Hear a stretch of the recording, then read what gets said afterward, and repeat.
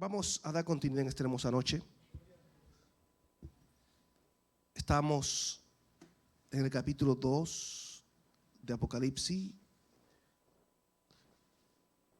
compartiendo lo que es el verso 18, verso 19.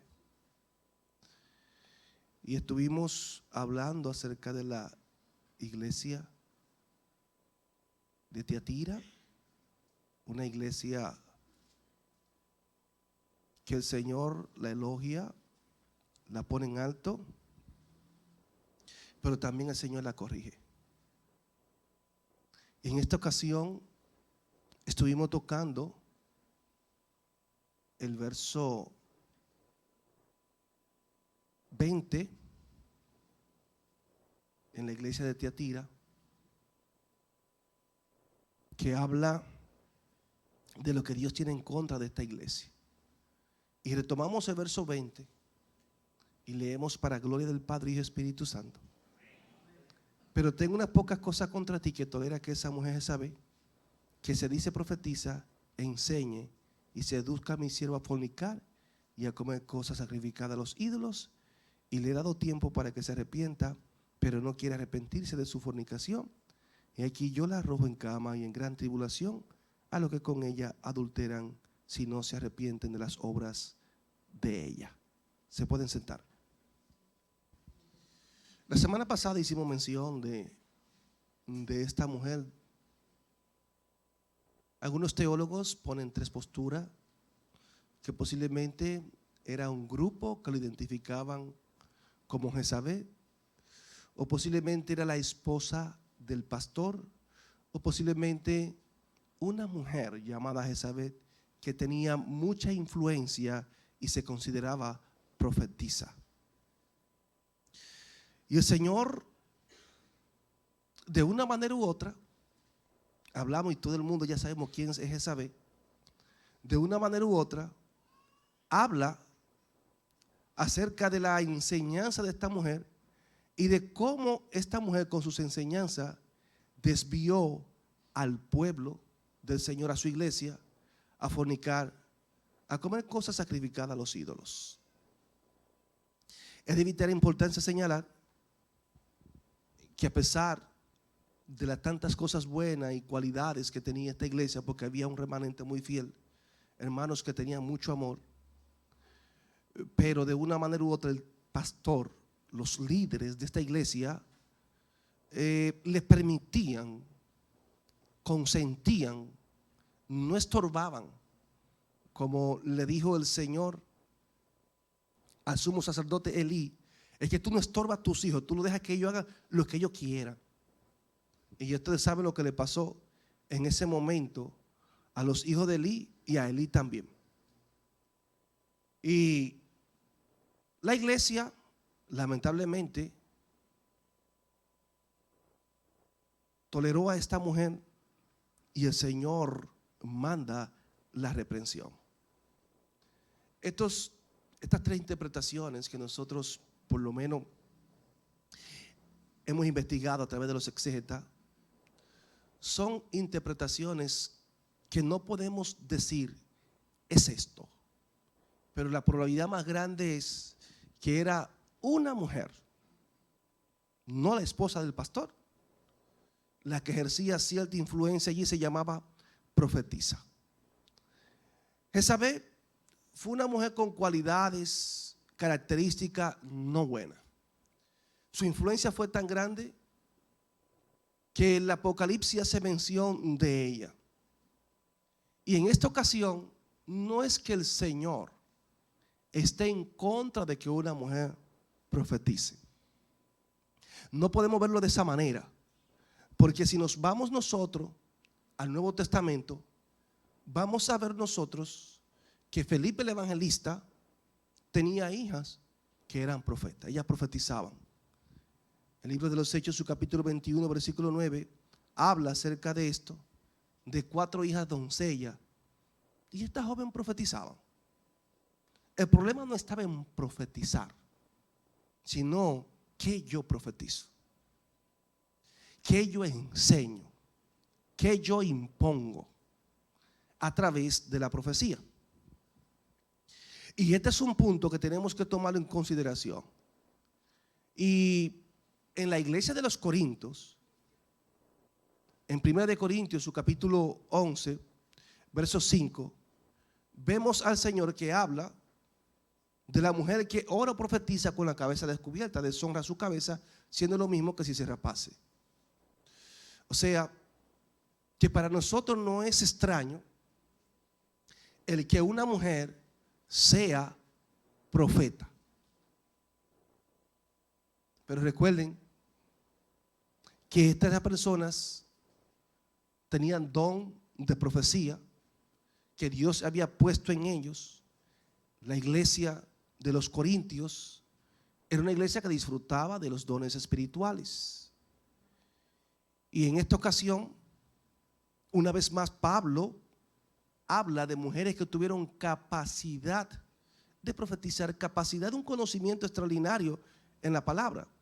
Por ejemplo, en Hechos, su capítulo 18, versículo 26, la Biblia hace mención de una pareja de esposos, Priscila y Aquila, que cuando escucharon a Apolo predicando, lo tomaron y dijeron: este joven hay que instruirlo. ¿Y sabe quién estaba allí?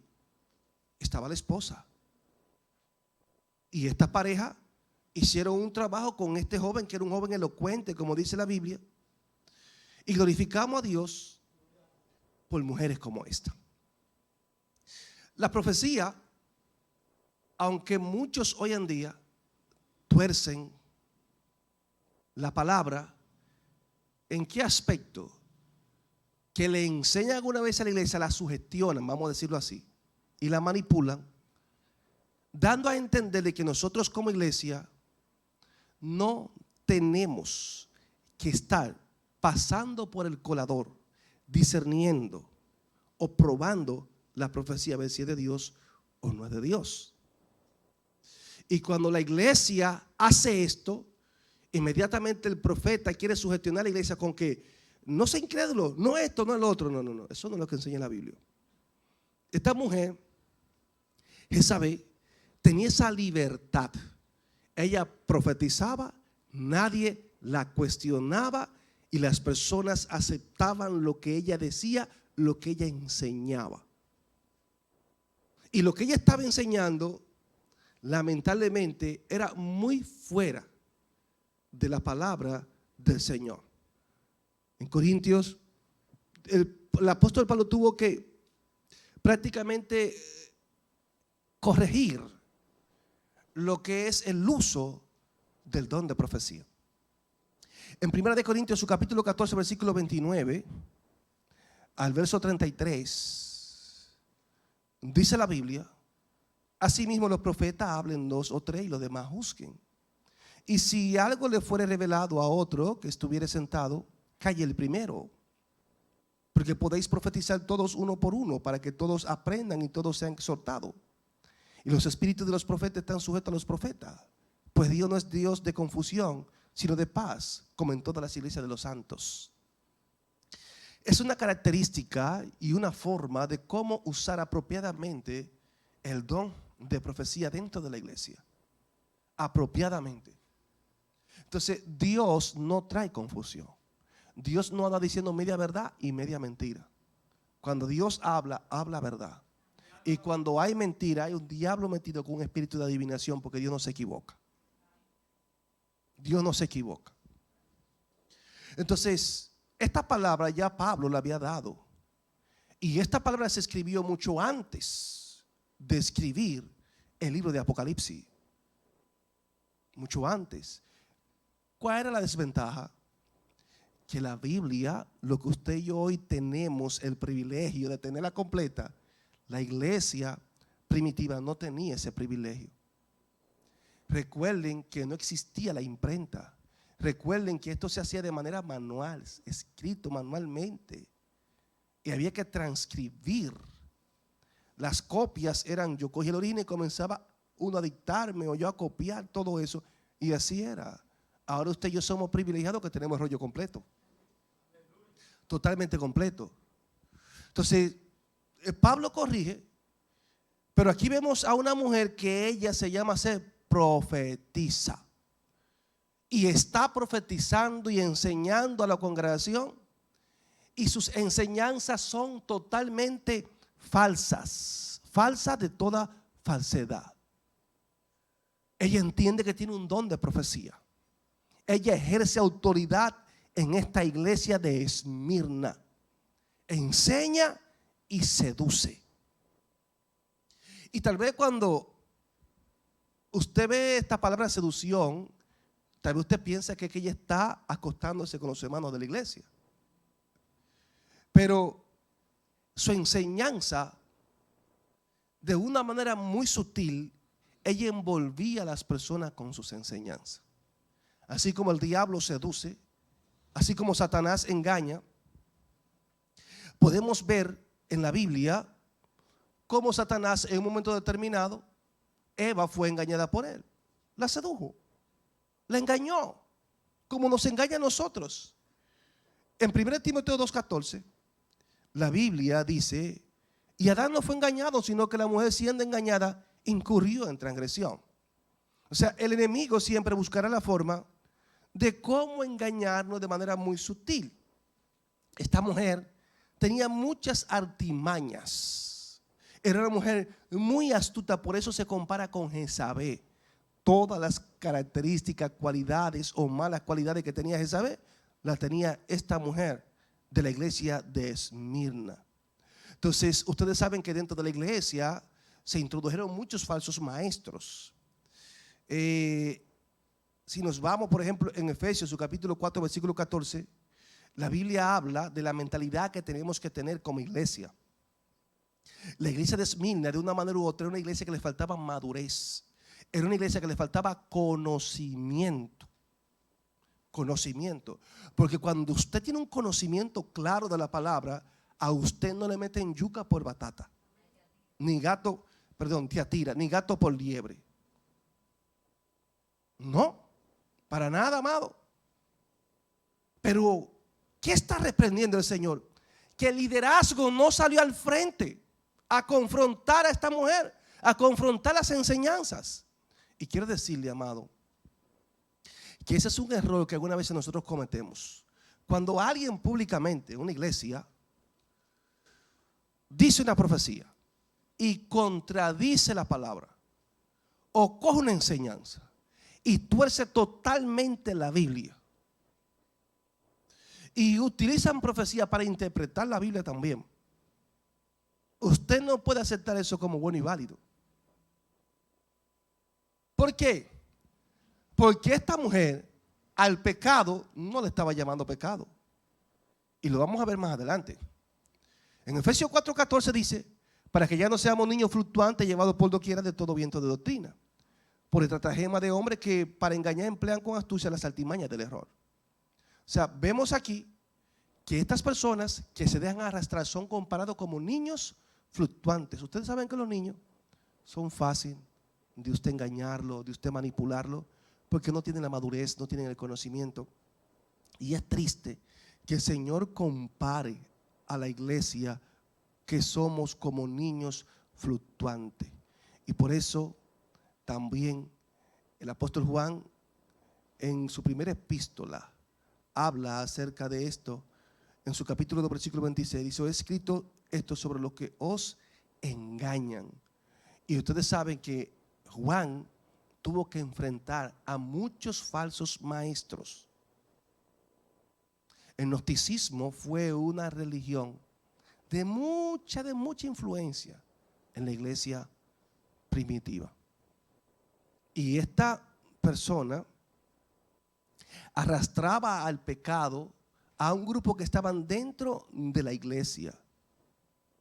Por eso el apóstol Pedro habla en 2 de Pedro 2:14 que tienen los ojos llenos de adulterio, no se sacian de pecar, seducen a las almas inconstantes, las seducen, tienen el corazón habituado a la codicia y son hijos de maldición.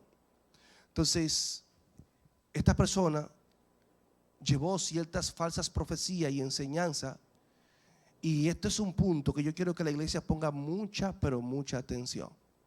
Porque aunque ustedes no crean, ese mismo espíritu ha estado operando en muchas iglesias hoy en día. A las personas que ella arrastra, dice, y se educa a mis siervos a fornicar y a comer cosas sacrificadas a los ídolos. Ella se dice ser profetisa, se dice ella, no es que ella es profeta, es ella que se autoproclama profetisa.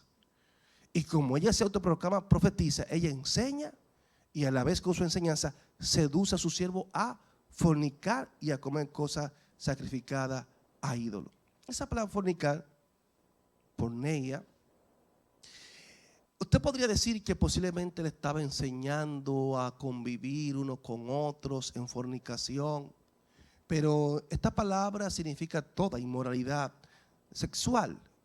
Y tenemos que considerar algo, amado.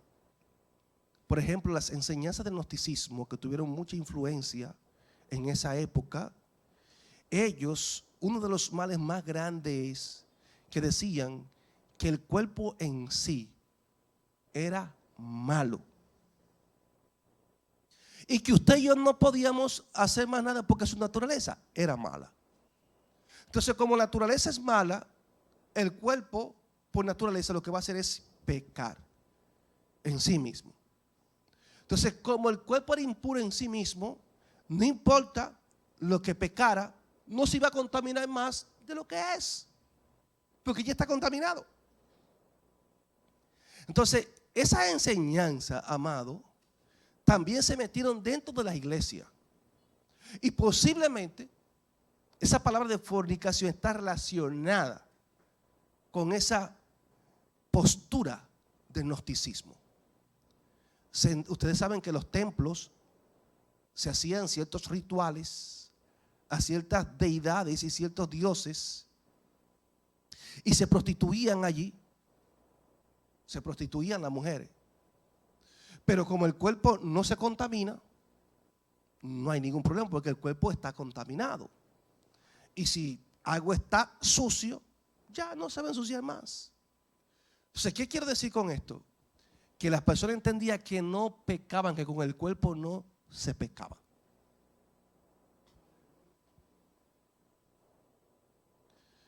¿Entiende? Entonces, con el cuerpo no se peca, pues yo puedo hacer lo que yo quiera con mi cuerpo. Y el Señor no pasa por alto dichas tendencias, amado. Además, habla de los sacrificados a los ídolos. A los ídolos. Ustedes saben que la Biblia habla y nos enseña que un ídolo nada es. Pablo lo dijo en 1 Corintios 8:4, ¿verdad? Lo pueden buscar. Le enseñó a comer cosas sacrificadas a los ídolos. Y si usted toma la Biblia fuera de su contexto, Pablo dijo que un ídolo nada es. Eso dice la Biblia, 1 Corintios 8:4. Acerca pues de la vianda que se sacrificaban a los ídolos, sabemos que un ídolo nada es en el mundo y que no hay más que un Dios. Usted toma esta palabra, la isla, un ídolo nada es. Y el que tiene esa tendencia para pecar, cuando hacían esas fiestas y todas esas comidas sacrificadas a esos ídolos, las personas iban y se llenaban el estómago y participaban de esas fiestas estando dentro de las congregaciones. La excusa, ¿cuál era? No estamos pecando. Porque primero, el cuerpo ya está contaminado. Segundo, lo que ellos están sacrificando a los ídolos, un ídolo, nada es. Eso es nada. O sea, yo que tengo conocimiento de que un ídolo nada es, pues yo me como esa comida, pero yo me hacía partícipe de la fiesta, de lo que se hacía allí. Sin embargo, cuando nos vamos al contexto, sabemos que estas festividades, amado, no estaban aprobadas para que los cristianos estuviesen allí. Porque aunque un ídolo nada es, la Biblia nos enseña que lo que los gentiles sacrifican a los ídolos es a los demonios que lo están sacrificando. El ídolo no es nada, pero los demonios sí son reales. Porque el ídolo lo hizo usted de yeso, de madera, de cartón. Pero los demonios aprovechan ese terreno fértil. Y lo que tú haces en honor a ese ídolo por desconocimiento e ignorancia, se lo está haciendo a los demonios. Primera de Corintios, su capítulo 10, verso 20, nos enseña esta gran verdad. Antes digo que lo que los gentiles sacrifican, los demonios lo sacrifican, y no a Dios. Y no quiero que vosotros hagáis partícipes con los demonios. No dijo con los ídolos. Entonces ellos, en su pleno conocimiento, decían: nosotros no nos contaminamos, porque un ídolo nada es. Y Pablo le dice por el Espíritu: sí, pero ustedes están haciendo cofradías con los demonios. Ustedes están en una fiesta que supuestamente es un ídolo, pero detrás de todo esto están los demonios y es sacrificio a los demonios. Y yo no quiero que ustedes se hagan partícipes con los demonios. Es para que usted vea, amado, a dónde nos lleva la ignorancia muchas veces. Y por eso me gusta que busquemos siempre el contexto de la palabra, porque si usted aísla el verso anterior, pues usted va a estar en toda la fiesta de lo. Porque un ídolo nada es. Pero cuando usted entiende que los demonios toman cierta supremacía en actividades como esta y cosas que se sacrifican a esas deidades, sabemos que los demonios también se están moviendo allí. Entonces, en ese entorno de paganismo y de permisividad allí en las congregaciones, es que el Señor está hablando de la influencia de esta mujer. Y me gusta algo porque el verso 21 dice: y le he dado tiempo para que se arrepienta, pero no quiere arrepentirse de su fornicación. Amados, de verdad que yo tengo que decir que la misericordia de Dios es grandota. Grande, grande de verdad. Porque a pesar de que esta mujer está consciente de lo que está haciendo y que está dañando a la iglesia, vemos que Dios no la está cortando de ahora para ahorita. Dice, miren lo que la justicia dice: yo le he dado tiempo. ¿Para qué? Para que se arrepienta. Usted y yo automáticamente, si vemos a alguien en la iglesia con una actitud similar, dígame, vamos a cortarlo, vamos a hacer lo que hay que hacer.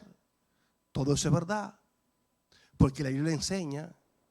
Pero algunas veces lo que usted quiere es que esa persona sea condenada a la mazmorra del infierno por lo que hizo. Y ahí es que yo digo: wow, pero la verdad que el amor de Dios es una cosa que nosotros no lo vamos a asimilar. Porque todavía yo me pregunto: ¿y por qué el Señor no tiene a Satanás amarrado ya para que no haga tanta maldad? Para que me entienda, por lo que hizo Satanás, y no lo tiene. Porque lo que Satanás hizo, amado, es fuerte, muy fuerte. Fue que se reveló allá en los cielos y arrastró una tercera parte de ángeles. Sin embargo, lo que usted y yo deseamos para el diablo, y que pues, supuestamente lo hacemos en el nombre de Jesús, el Señor no lo ha hecho.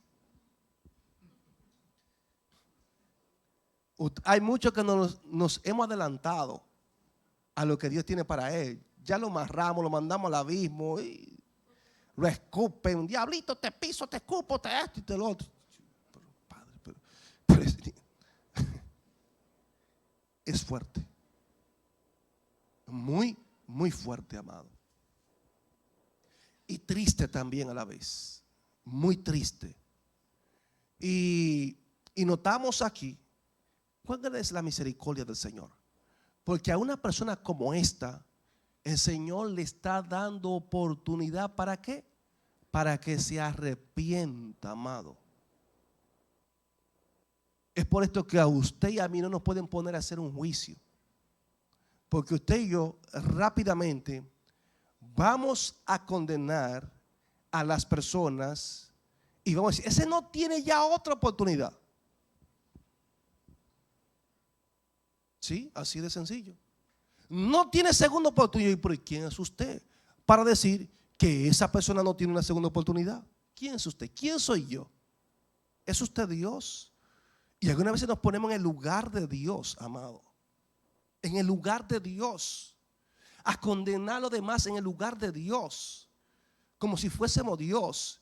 Y eso no es íntegro. Tomar ese lugar solamente le pertenece al Señor.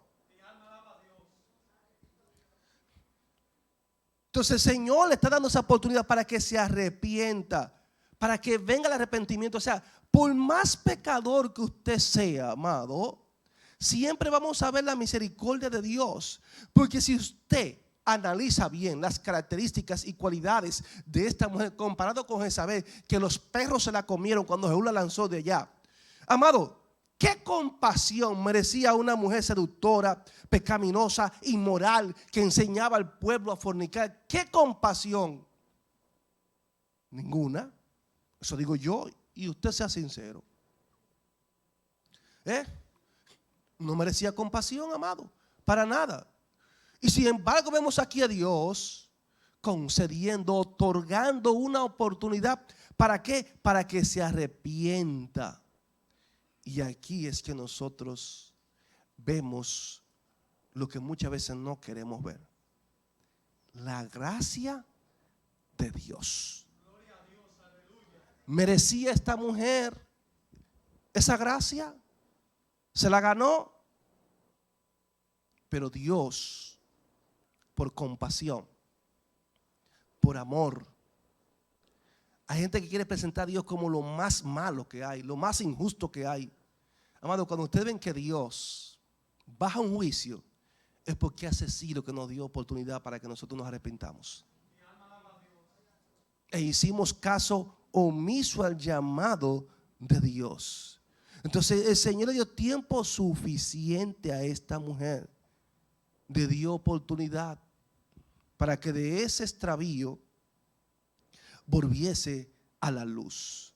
Sin embargo, amado, vemos que esta mujer, que era prácticamente una practicante del pecado, y allí es obvio que alguien que practique el pecado no es un hijo de Dios.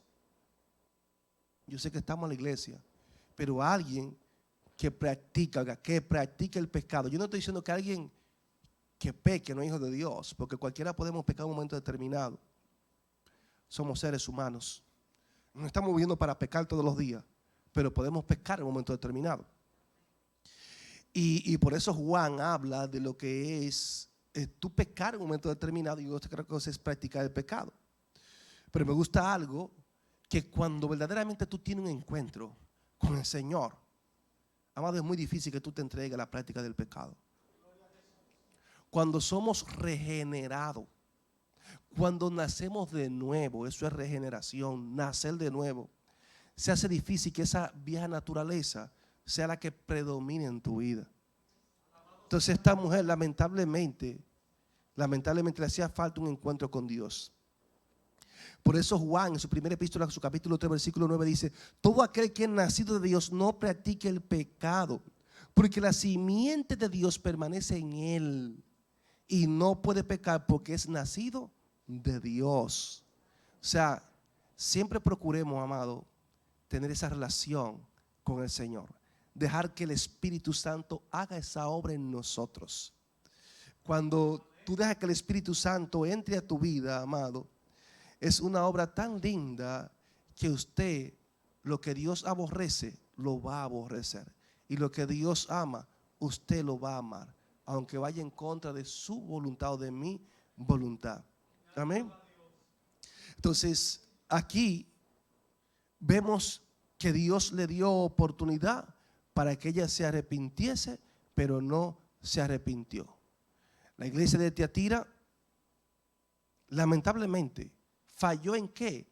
En tolerar, en permitir, en conceder que esta mujer, de una manera u otra, formase parte de ellos y no la confrontaron.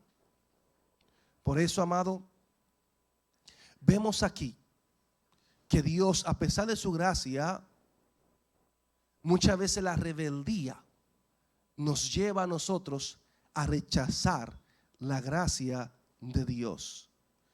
Una mujer incorregible, una mujer que lamentablemente no se lleva de consejo, una mujer autoritaria, porque esas son las características de Jezabel en el Antiguo Testamento y por algo están haciendo alusión al mismo nombre. Ustedes saben que ella confrontó al profeta Elías y manipuló acá de una manera increíble y enseñó al pueblo a fornicar y a irse tras los ídolos. Y esta mujer no quiere arrepentirse. Oh Señor, no quiere arrepentirse. Otra vez vemos aquí que Dios nos da oportunidad y el hombre dice: no quiero. No quiere arrepentirse, pero Dios le está dando oportunidad. Por eso es que yo no culpo de que, bueno, no, fue que Dios quiso que se perdiera. No, Dios no quiere que nadie se pierda. Dios quiere que todo proceda al arrepentimiento. De una manera u otra Dios nos llama. La pregunta es: ¿está usted dispuesto a aceptar que es pecador? ¿Está usted dispuesto a arrepentirse? Porque el arrepentimiento Dios lo provee para nosotros, pero es usted quien lo confiesa de que usted es un pecador. Eso es así. Y por eso dice el verso 22: he aquí yo la arrojo en cama y en gran tribulación a los que con ella adulteran, si no se arrepienten de las obras de ella. Oh Señor. Vemos una vez más aquí, amado, que la gracia tiene su límite. La gracia tiene su límite. Y por no aceptar el perdón de Dios, la gracia de Dios, he aquí yo la arrojo en cama. Es como, y el término que utiliza aquí, esta expresión parafraseada, es como cuando usted tiene a alguien, lo pone en una camilla y lo lleva hacia una camilla y lo va a dejar ahí ya en una camilla sufriendo porque no tiene solución. He aquí yo la arrojo en cama y en gran tribulación a los que con ella adulteran, si no se arrepienten de las obras de ella. O sea, y es algo inminente. O sea, estoy a punto de arrojarla en cama. Y vemos a Dios atestiguando, amado, una vez más, porque Dios es el Dios justo. Dios es el Dios de disciplina. Dios lo que ama lo disciplina. Y aquí Dios no está pasando por alto a aquellos que se dejaron seducir. Dios no está diciendo: ustedes son inocentes, fue que ella lo engañó.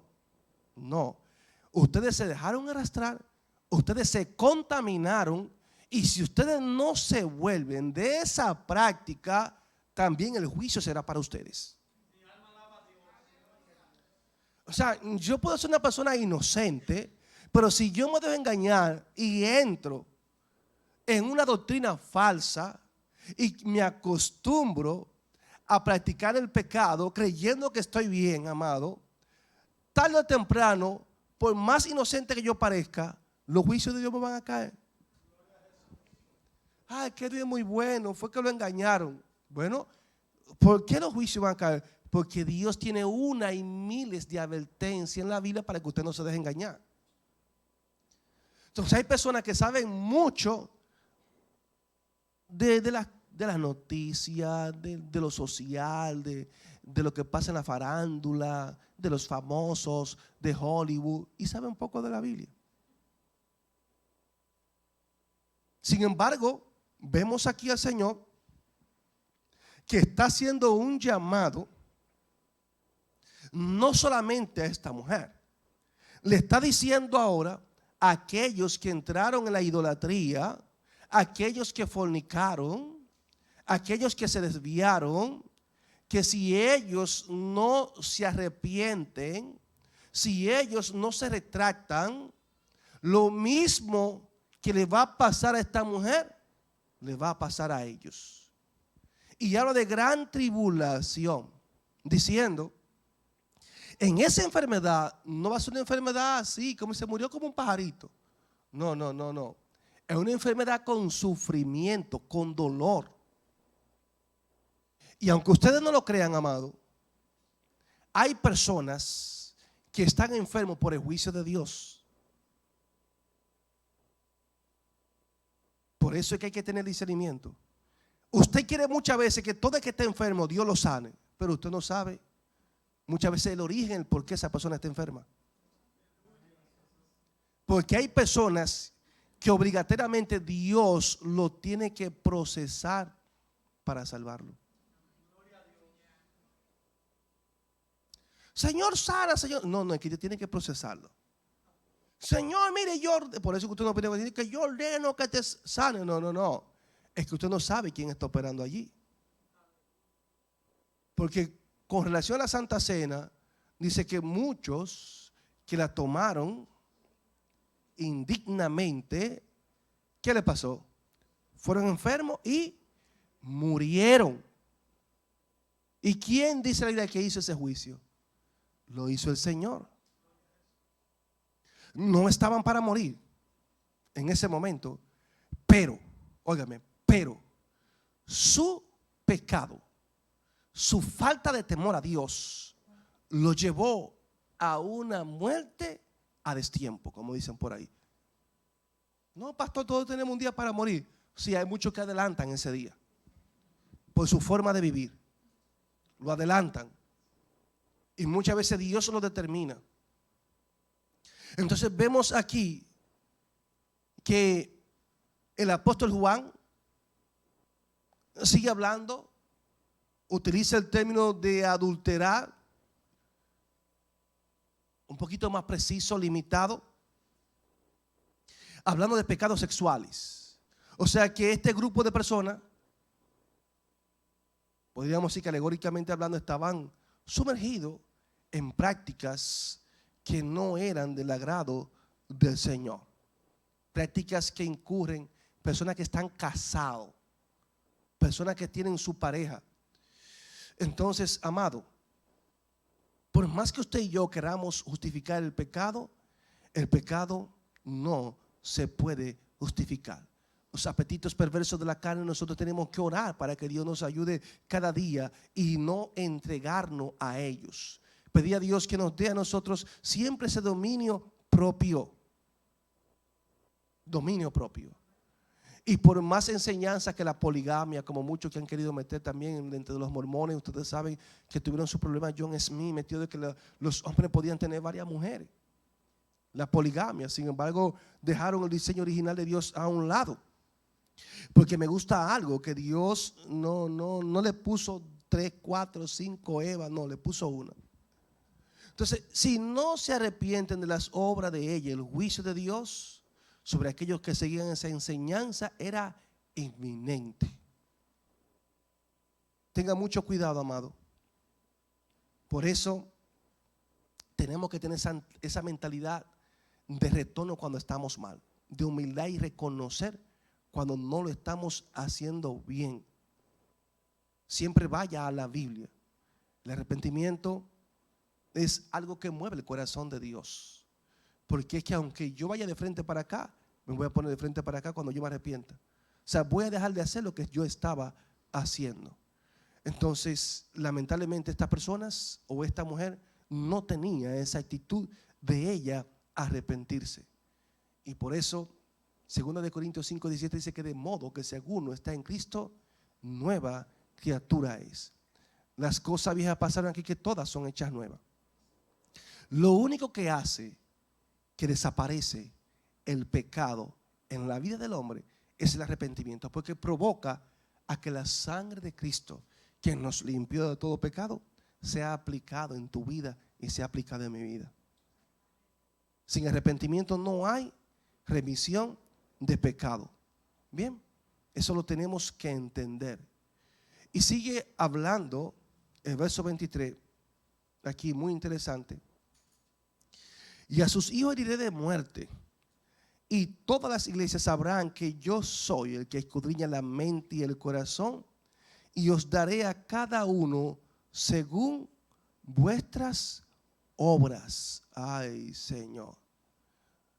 ¿A quién está ahora? ¿Quiénes están aquí arrastrando? A los hijos. ¿Los hijos de quién? De esa mujer llamada Jezabel. O sea, vemos que hay otro grupo más. ¿Por qué? Porque el que anda con cojo al año cojea. Y esta mujer a sus hijos, o sea, por eso dice la Biblia que instruye al niño en su carrera, aun cuando fuera viejo, no se apartará de ella. Entonces, la enseñanza que ella da no es la mejor. Y lamentablemente, el término que Juan está utilizando aquí son hijos por concepción de matrimonio. No está hablando de hijos espirituales. O sea, que esta mujer, lamentablemente, amado, lamentablemente, no instruyó a sus hijos bien. Por consiguiente, el juicio de Dios también caerá sobre los hijos. Y usted dirá, pero es que los niños son inocentes.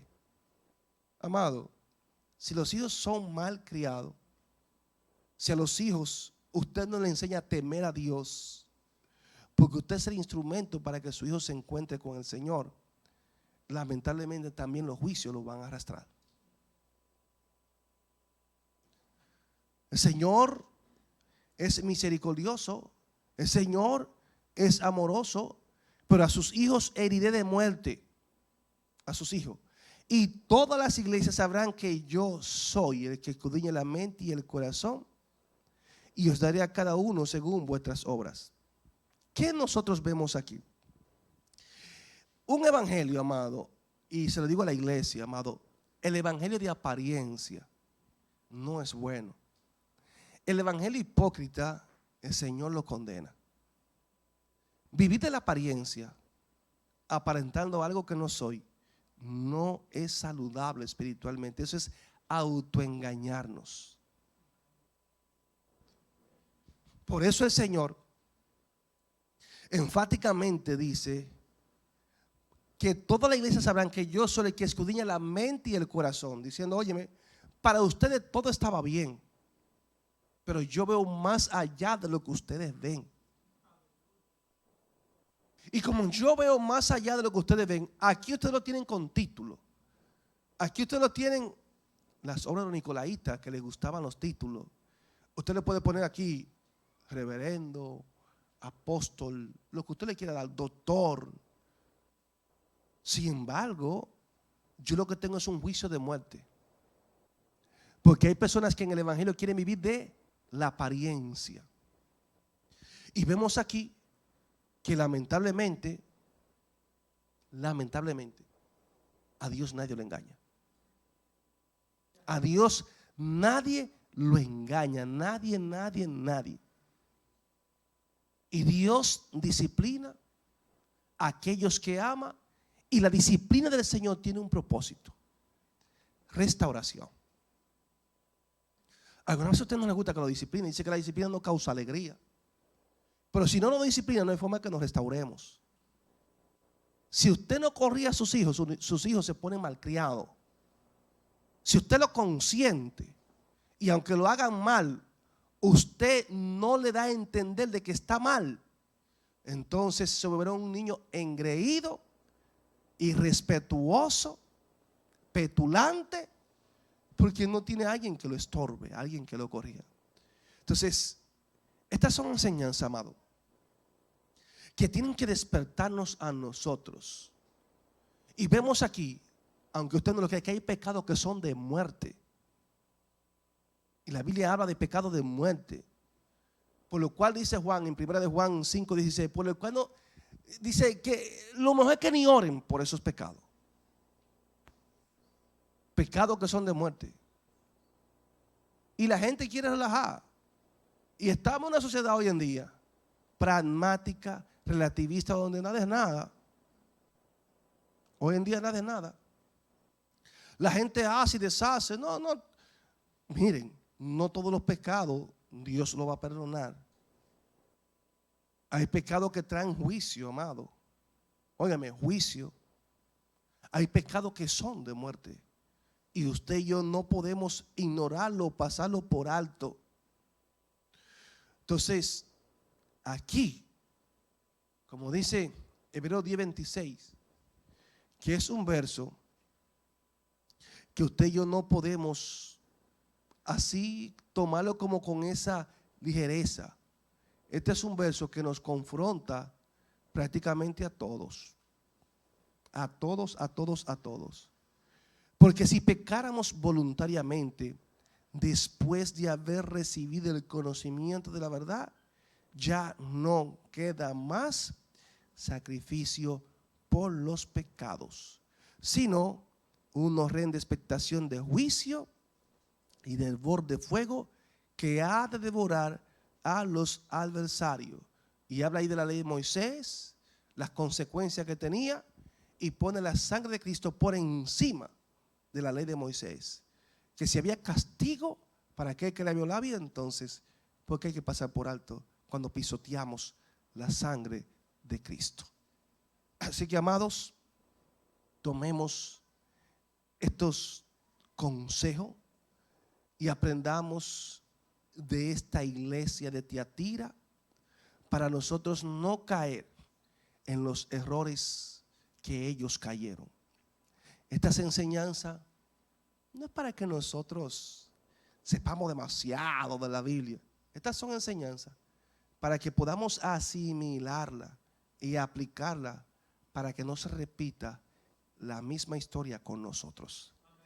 Que Dios me lo bendiga grandemente.